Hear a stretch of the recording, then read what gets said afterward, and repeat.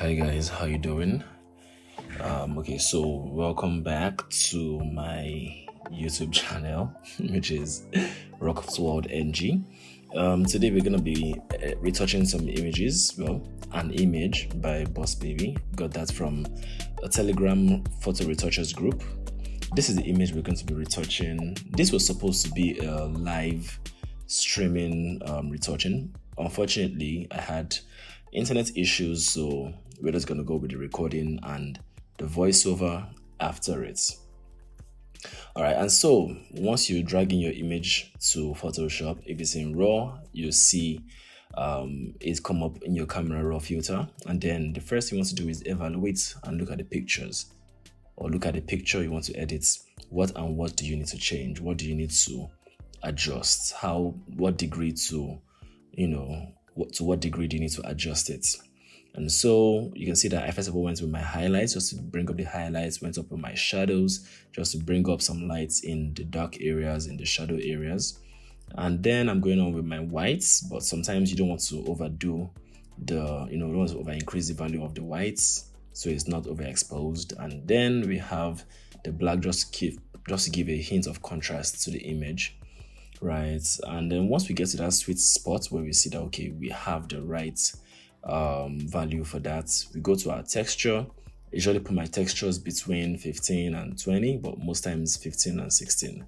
And then we go with vibrance because vibrance has a more subtle color pop than saturation does.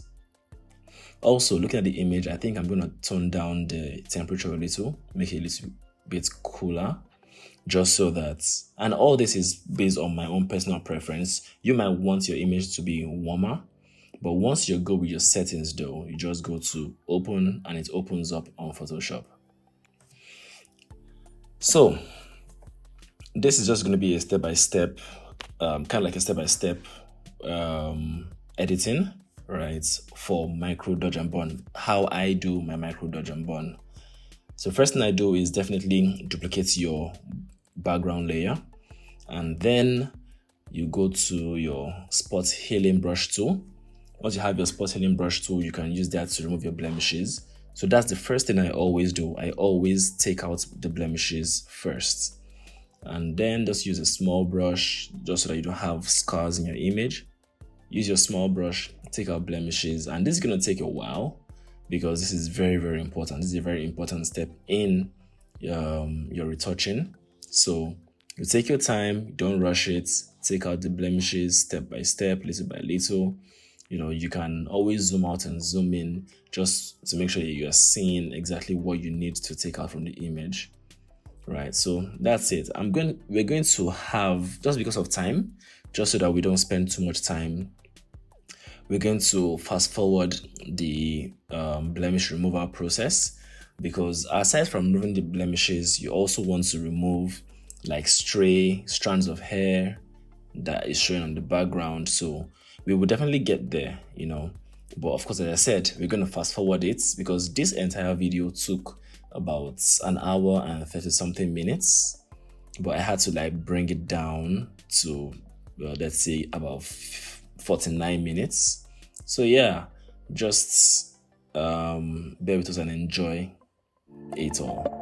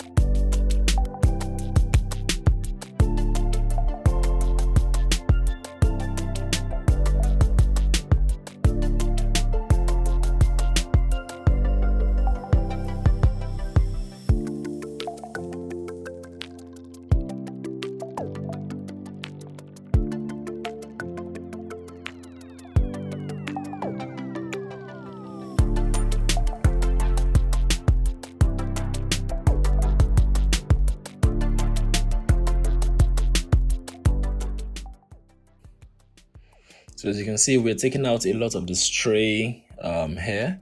Also, don't bother, as long as your background is a plain background, don't bother about the inconsistency in the background. You'd always fix that after this step. Okay, so yeah, we used our patch tool when we're removing some things from her shoulder, and then we use the stamp tool when we're taking out things from like the hair from the background.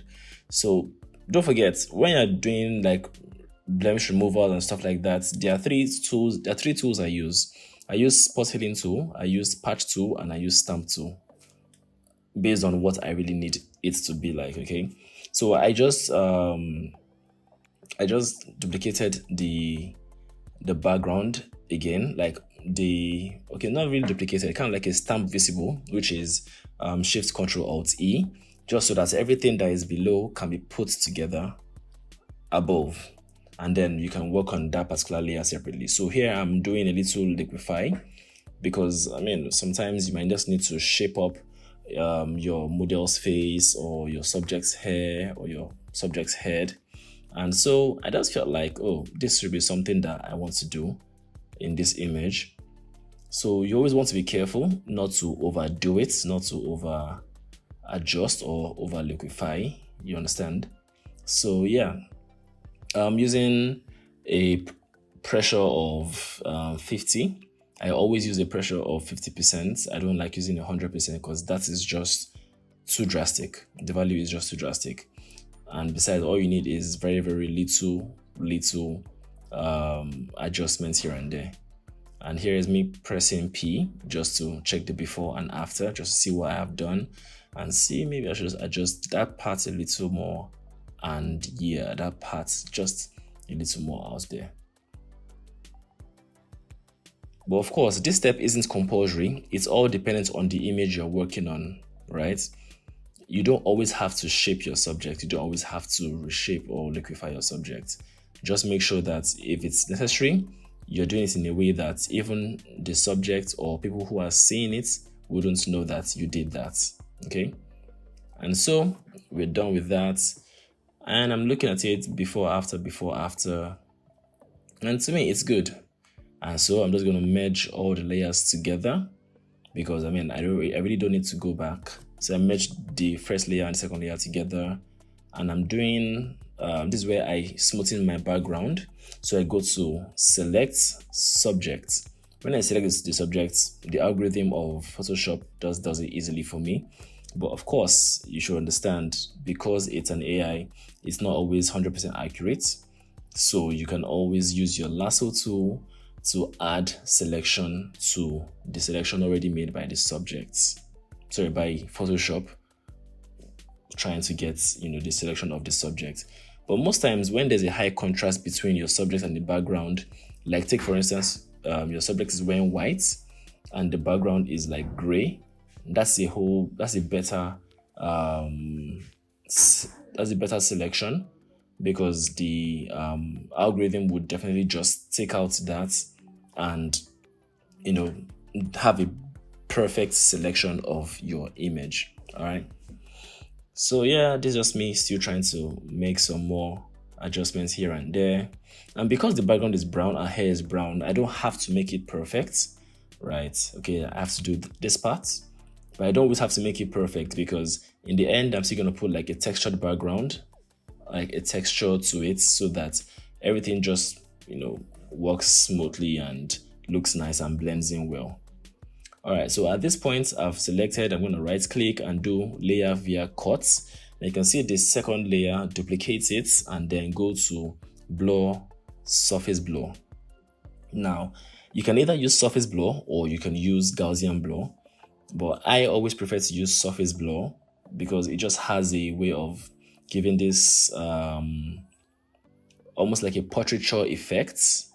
Portraiture, that is the plugin portraiture, gives it that smoothness, and I believe that works well for me, so I move forward with that. But I think I'm also going to do a little Gaussian blur, just so that more of these things can like enter, and then the lines can blend in better. So Yep, there I am. I use that same layer, and then I'm using the Gaussian blow. But I think that the 180 radius is a whole lot, so I'm just going to reduce it a little just so that it is not too much. And then I'm just going to say, okay, I think this particular one works, and then say okay. So now you can see that around our hair area there is that smoothness. The whole thing from the stamp tool doesn't show anymore. And then I'm just going to merge all the layers together. But before that, I'm going to crop, because of course it's a headshot and we don't want to see part of the clothes that she's wearing. So I'm just going to merge all the layers together and begin our micro dodging and burning. So of course, as I said, normal thing, when you have your background layer, you definitely have to duplicate that background layer, which is Ctrl J. I just press Ctrl J there. Then at that point, I have to do a little Gaussian blur. I have the Gaussian blur selected already on my Hue On tab. If you don't have a graphics tab, you need to get one as a photo retoucher. So I clicked on the button for Gaussian blur, put at the value of 3, just so that it can be slightly blurry, not too blurry, but slightly blurry for what I want to use it for in the micro dodging and burning. So I go to my curves, and then, well, I can't really explain this to you. So what you can do is just look at what I did, and then you can replicate that. So I did that, and then I pressed Ctrl I to invert the layer right there. All right, and then I'm doing the same thing for the dodge, increasing the brightness a little bit. As I said, you can just look at this. You can just look at it and follow suit with what I'm doing there. And then, of course, press Ctrl I to invert the layer. Now I would view that layer so you can have that blurry vibe. Then go to your adjustment layer, pick your black and white, can drop down the blacks a little so you can see those black patches on your subject's face. And then go to your adjustment layer again, and then increase your contrast.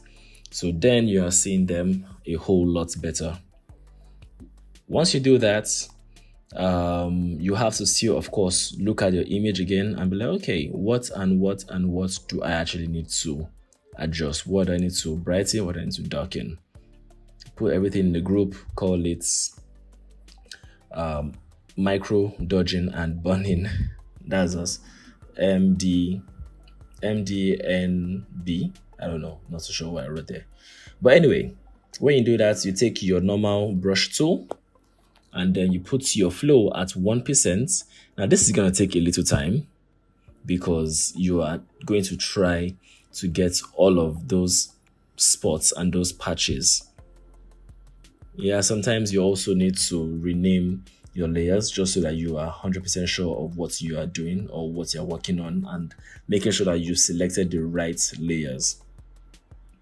All right, so just because I need to be sure of exactly what I am working on, I'm going to open a new layer, and then I'll show you guys exactly where I plan to, do my micro dodging and burning. So I'm going to put, okay, let me take that to 100. So I'm going to put rods. You can see those black patches here around her forehead. So there's one there, there's one there. I'm going to brighten that. I'm going to brighten that, brighten that, brighten. Majorly for my micro dodging and burning, for the initial micro dodging and burning, before I do the universal dodging and burning, I mostly do a lot of dodging over burning, right? And so yeah, I'm just gonna try to work with that. You can see the places I'm putting the X. Yeah, so I'm just gonna do a little dodge there, dodge around the other nose area, that place. I'm gonna put a dodge around that area there, even if it's meant to have the whole contouring and highlighting thing there, but I still have to first of all fix the lighting on the face and also on the body. So you can see that down part there. I'm gonna dodge, dodge, dodge, dodge there, dodge there, dodge there, dodge there, dodge there. Yeah. Then even if possible, the neck area too, but we're not going to the neck area for this one. And yeah, right there. So now we've seen all the locations that we want to dodge. And so we go to our brush, put it back on 1% flow, 100% opacity. And then we start to do this little by little. Once again, we are definitely going to fast forward this part because it takes, quite a while, or it takes a lot to actually finish, doing this part. It takes a lot of time. So we're going to fast forward it in a bit. But at least at this point, let me just show you guys exactly what's going on. So what we're doing right now is we're just trying to zoom out, look at the areas that have the black patches that are actually meant to be brighter. And so what we're doing is we are brightening the dark areas that are meant to be bright. And then, if necessary, we'll be darkening the dark areas that are actually bright. You understand? And trust me, this actually takes quite a while. You cannot rush it. You cannot rush it. You have to be patient and do this.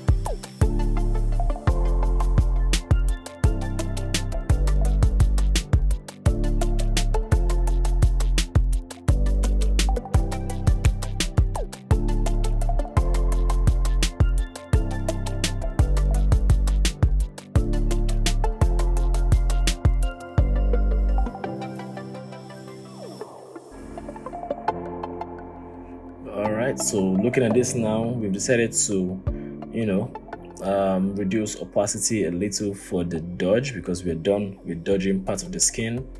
And yeah, so now we're gonna undo the Gaussian blob we had initially and undo both of the black and white adjustment layer and the contrast adjustment layer. So now when we do toggle it, you can see that the parts that were actually darker before are now brighter. And of course, don't forget, for me, all I always do and I always like to do is I like to balance it out. I like to moderate the effects I use. So if I'm going to brighten something, I always drop down my opacity. That's for the layer, just so that it can blend in a little. Whatever I do, I always do that. Okay, so we're done with that. We can throw away the markers that we had initially. And so now we're good. Just checking it on and off. And then now we're going to do the frequency separation, because a little after the micro dodge and burn is when I do frequency separation. But don't forget, you always have to try to kind of like find a balance between your layer and the background layer, so that way the effect you used is not always too much. We following? Good. I like that we're following. Anyway, so now we duplicated we did a stamp visible and then duplicated the first layer. So that way we're going to go so this was actually a mistake. We were meant to do apply image first, because we are actually going for the smoothness layer before we go for the sharpness layer. So for the smoothness layer, we have to actually go to filter and then go to Gaussian blur. Now at this point, for frequency separation, a lot of people do not know, but you have to be sure of how it works. The lower the value, that's the lower the radius, the smoother the skin would be. The higher the radius, the more details you'd have. Now for frequency separation, we really do not know how it came about or how they did the calculation, but basically it just helps you separate your details from the smoothness, so that way you can work on the smoothness separately and work on details separately. So I picked a value of 10 or 9, I think 9, and then we pressed OK, and then we went to the other layer for our details, went to image, apply image, and then we will change that layer from merge to layer 2.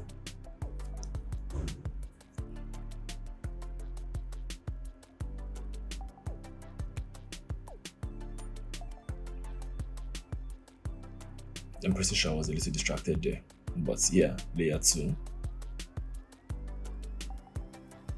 And then we change the blending mode to subtract. So this is where the whole calculation thing comes in. Don't forget, your scale has to be 2, your offset has to be 128. I don't know why, but that was how that's how it has always been, and I'm guessing that's how it continues to be. So anyway, we have the grayscale showing you the details of the image. You change the blending mode to linear light. That way everything goes back to almost being as it was, very, very normal. Then we open a new layer just above the smoothness layer. That's layer 2. I'm pretty sure I should have renamed all my layers, but it's all good. So I'm going to put an empty layer right there, and then I'm going to duplicate my details layer, change it back to normal, and then target that to the layer 3, which is the original detail layer. Put all of them in a group, change the group name to frequency separation, or FS for short.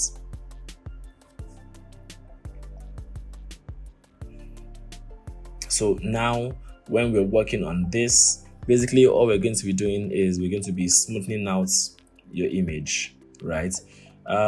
For this, we're going to be using the mixer brush tool, not the regular brush tool. We're using the mixer brush tool. If you don't have it selected already, you can just press Shift B, and when you keep toggling it, you then see the mixer brush tool. And of course, when you finally see the mixer brush tool, take note of the values. You can see the values. Okay, you'll be seeing the values very, very soon.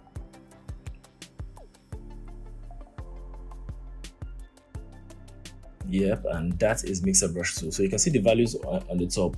You can see the wet, you can see the load, you can see the flow, all those things. There is a 10, there is a 15, there's 10 and 10.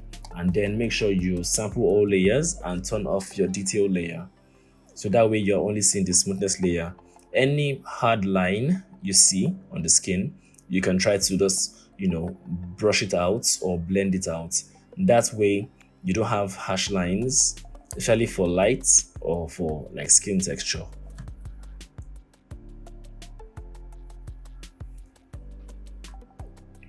And so we're just going to brush it little by little. Now the thing is this, you don't like keep dragging it continuously, especially if you're using the Wacom or the Hue tab. you don't have to drag it continuously.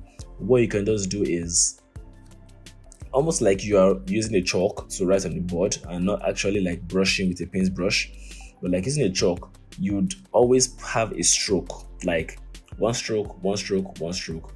But I'm doing it really fast, which makes it look like I'm actually holding the pen down and, continuously brushing. But I'm actually handling it like I'll be using a chalk on the board and just be taking it one step at a time. And surprisingly, this doesn't even take so much time. What takes a lot of time in micro dodge and burn, first of all, of course, is blemish removal. Then the second thing is actually doing the micro dodge and burn. That's what we did before we did the frequency separation layer. And so here we are just brushing and brushing, trying to get between some lines like the eye bags and like the skin under the eye bags.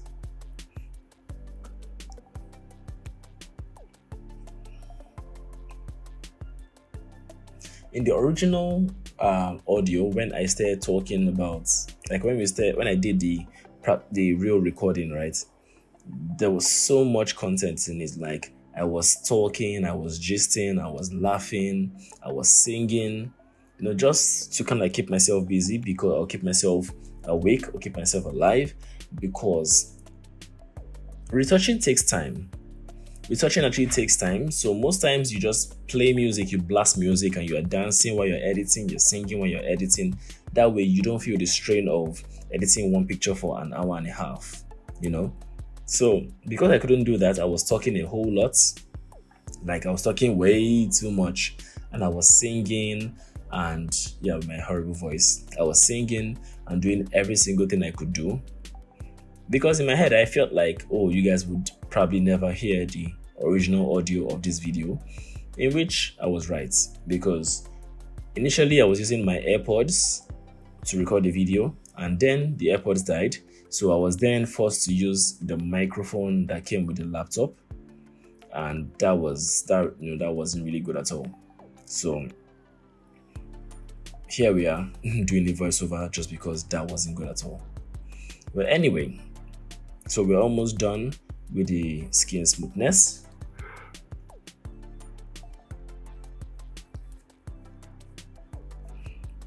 Of course, we have to go to the neck and take care of the neck.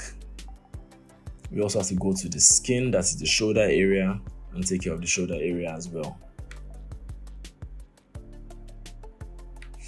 And here we are, we've gone 28 minutes into retouching. This is so exciting, really, so exciting. I really do love it when I get the opportunity to actually teach, like retouching or photography, because it's something I just love to do. I enjoy doing it, and I enjoy teaching people and helping them become better versions of themselves at that point in time. So yeah, I was really excited to edit this piece of art.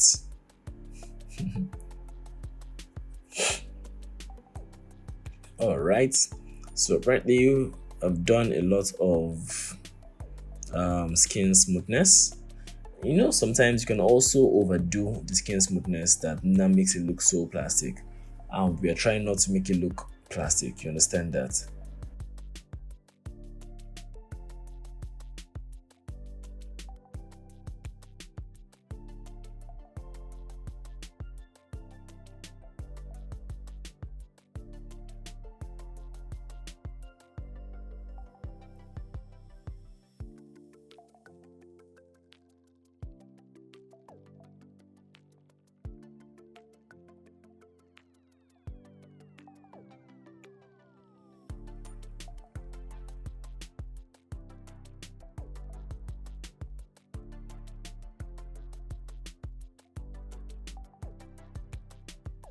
Man, really didn't expect that I took this long on frequency separation.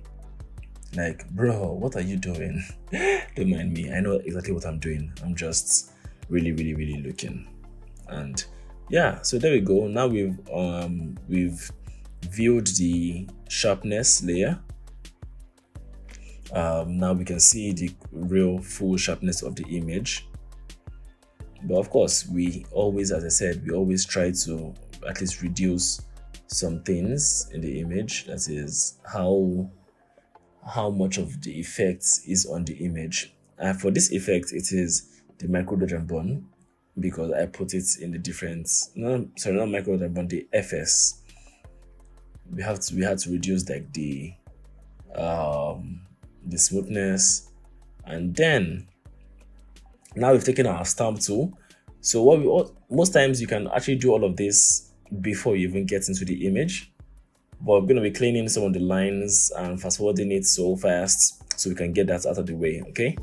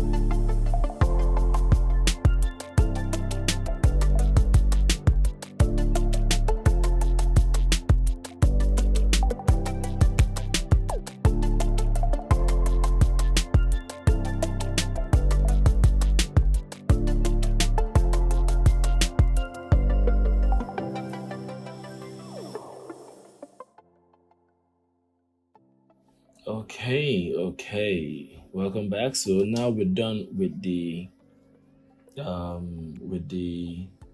cleanup right there, and of course, as you guys know, what is next? Reducing opacity, because everything has to blend in. Standard, normal.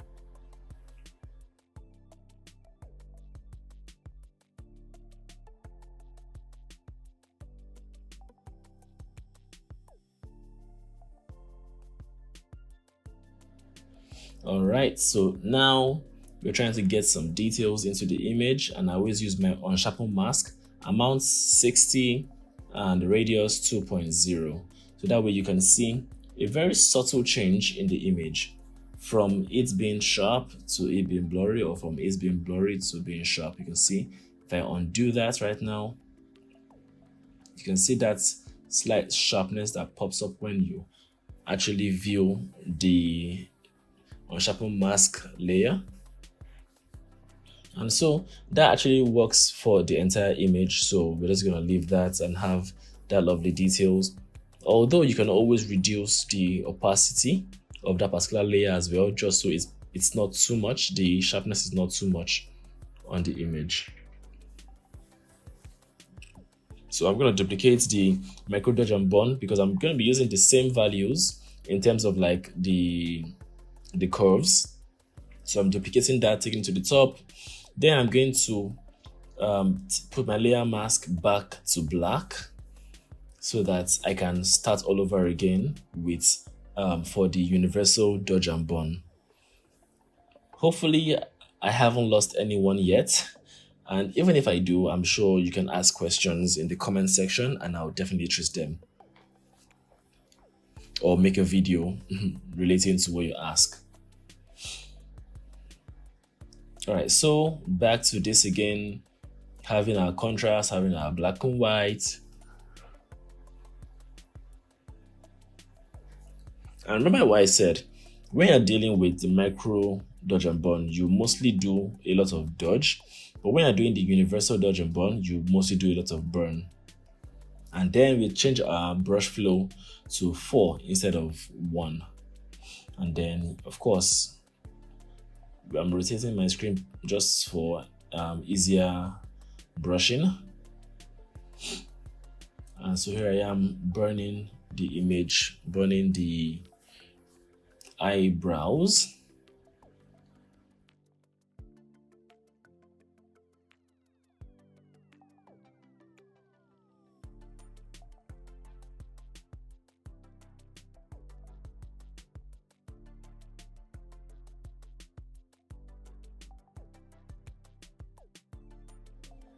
So yeah, basically all we just have to do is just keep brushing. Don't be scared to brush it, right? Since we're using a flow of 4%, don't be scared to brush it. It's just the dark areas that we're going to be brushing. So just keep going at it. And what this actually does, Universal Dodge and Burn, is it helps your image pop a whole lot.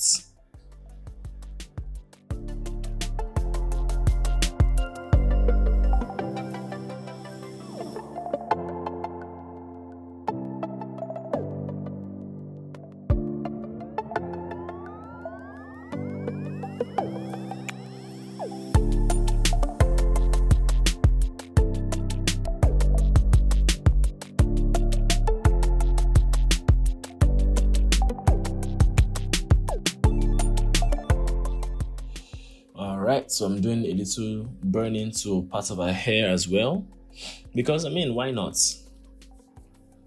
And then now I've switched to dodging, and now I dodged her forehead, her nose, her cheeks, her lips, her jaw, and then some highlights in the hair. Also doing that, still at 4% brush, 4% flow on the brush.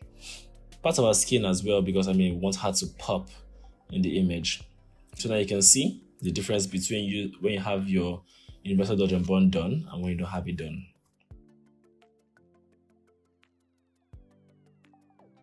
All right. And so now one of my favorite things to do is to use a preset for teeth and eye brightening. And that's it, and it's whitening. I mean, you open the layer, click on the layer mask that is there because everything's already done, and then you can change your flow back to 100 in your brush, your regular brush, and then just brush the white parts of the eyes, that is the cornea area.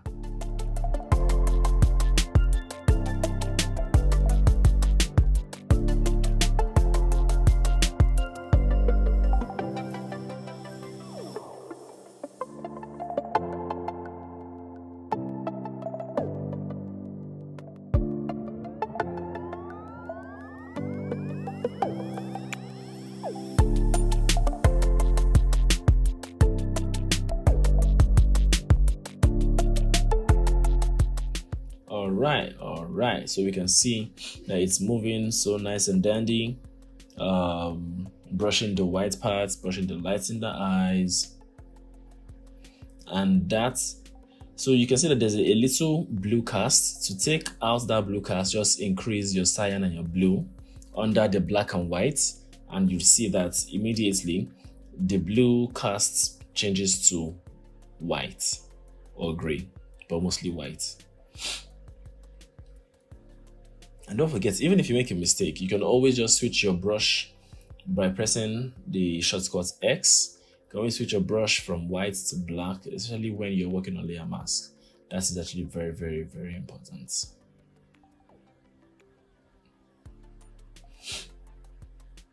And so, after doing the eyes, we go for the teeth.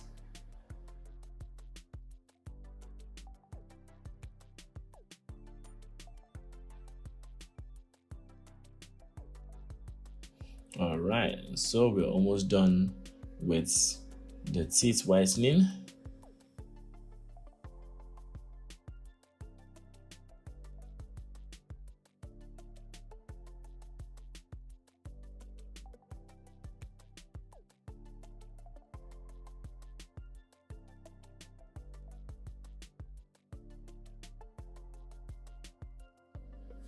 All right. So we're almost done with this, and now we're trying to balance out the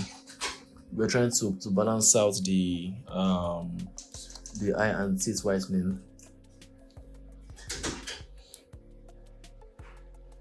And so oh yeah, so this is something that I haven't done in a very long time, and I decided to try it out. So you know, when you have eyes that probably don't have enough light, or don't have like the iris are not like lined, and it always just makes the image look beautiful when you have the iris lined. Just increase your curves the way I did. Press your Ctrl I to invert it, and then just take a small brush at 100% opacity and flow and just draw lines to mimic the iris. And then when you do that, just keep doing that consistently. You do it. Then when you're done going around, you then switch your brush from white to black. And when you do that, you are able to take out the edges that are like kind of like too spiky. You can always still just increase your brush a little more when you're doing that, but you're going to have to like find a way to take out those spikes at the top and at the bottom of the corner of the iris, and then reduce the opacity of that layer, and you'd see the wonder. You see how it just makes the eye look a little more interesting. So the color has been switched, the palette has been switched to black, and you can see just at the edges right there like that. So of course with a soft brush, just at the edges like that, just brush around it, outside and inside. And of course, don't forget, this wasn't a colored brush. It wasn't a colored paint brush. It's basically the brightness from our eyes, right? The color of our eyes, but we just heightened the brightness. But that is too bright, so we're going to reduce the opacity just so that it blends in and looks good. You see, so at this point, it's not boring anymore and it's not over interesting. It's just right there, just perfect at that point in time. So we have that value, I think at 33 or 34 or 36. And then we just take it back 100, get the second eye done. Of course, reduce your brush to the small size and just start drawing lines. Draw.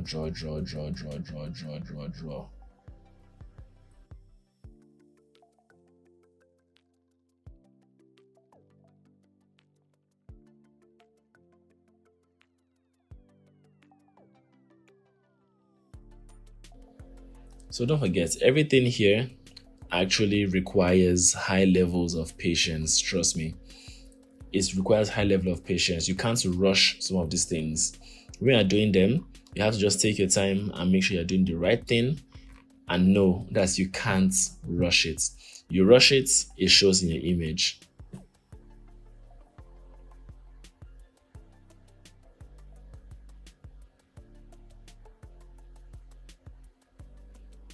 All right, so at this point we're done with this. Now it's to switch the brush back to black, and then we're going to, of course, brush the edges just so that it can kind of like blend in.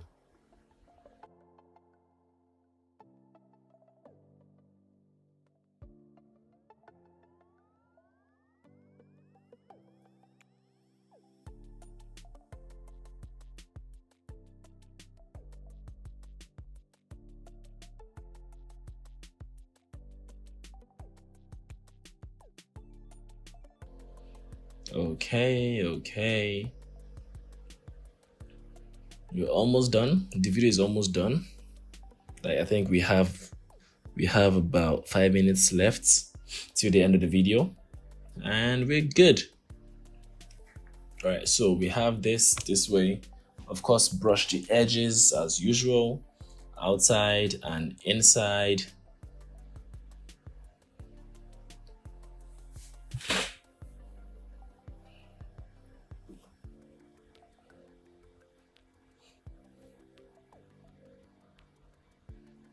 And of course, we reduce our opacity to 33,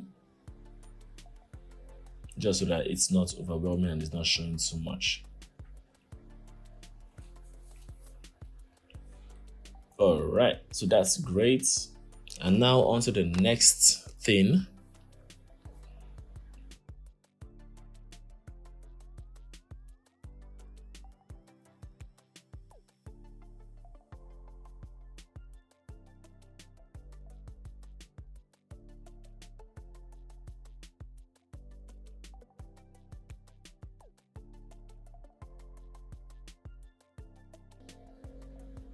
Okay, as usual, sometimes even after doing the vibrance, increasing the vibrance in your camera raw, when you're actually almost done with your editing, you sometimes need to add more vibrance just so that it can pop the image more. And then this is my way of adding a subtle contrast to the image. Go to my adjustment layer, go to my gradient map, pick the black and white, and then change the blending mode to soft light. When I do that, it becomes highly contrasty. And then reduce your opacity just so that you get to the points or to that sweet point where you feel, oh yes, this is where I want my image to be. But usually you want to overdo it. It's usually going to be like between 10 and 20.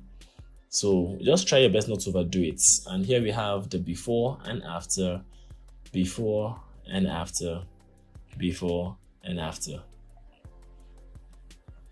You can see how far we've come in the retouching of this image. And don't forget, yes, it actually took me an hour and 30 something minutes to get this done. But yeah, thankfully, to be honest, I keep wondering if the internet didn't act up when I was recording this. Does that mean that you guys would have stayed with me for an hour and 30 minutes? Well, yeah, for those who actually want to learn, yes.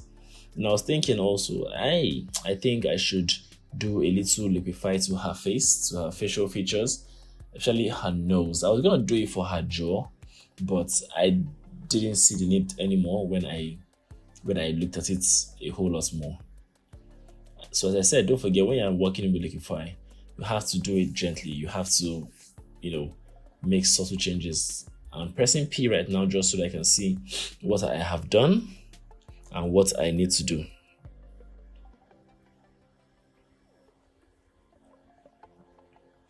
Okay, then of course, remember I mentioned that I will try to change the jaw a little. The jaw is not drawing now. And so I had to just step back and put it back to normal. And that's why we are going to move to the next part of this editing, in which, to be honest, we are actually almost totally done. So we've done the liquifying of her face, that is mostly her nose. And then I think after that, to be honest, at this point, one can say, oh yeah, the image is actually done. So what I'm doing now is, remember I mentioned that I was going to put some texture or a texture to the background. This is my favorite texture, to be honest, at least from the collection I have. This is my favorite canvas texture. And it's easy to use, very easy to use. Just increase the size to how you want it to be, and then change the blending mode to multiply. But before you do that, you will need to change that background to black and white. Target it to the background, that's using the adjustment layer. Target it to the background, change the original background texture layer to multiply.